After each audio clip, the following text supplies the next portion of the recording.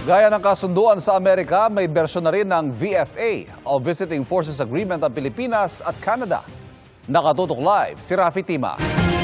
Rafi. Ivan, pinangunahan ni Defense Secretary Gilberto Teodoro at Canadian Minister of National Defense David McGuinty ang pirmahan ng kasunduan kani-kanina lang para sa Pilipinas at Canada. Kailangan pa itong ratipikahan ni Pangulong Bongbong Marcos at magkaroon ng concurrence mula sa Senado para ito maging epektibo sa Pilipinas. Sa pamamagitan ng kasunduan, magkakaroon ng legal na basihan para sa mas malapit na kooperasyon sa pagitan ng dalawang bansa pagdating sa military training, information sharing at pagtugon sa mga kalamidad. Ayon sa Canadian Defense Minister, kapag naretipikahan ng kasunduan, magkakaroon ng exchanges sa military colleges, cybersecurity at maritime domain awareness. Umaasa silang makakasali sila sa balikatan sa susunod na taon.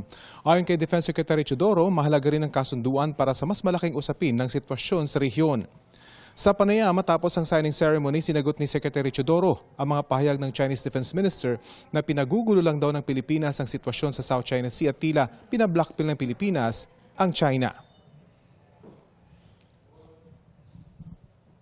Would you offer to talk to somebody who slammed your country that way? Of course not.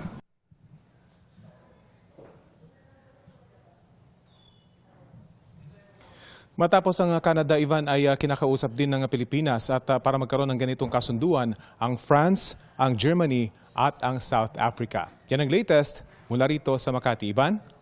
Maraming salamat, Rafi Tima.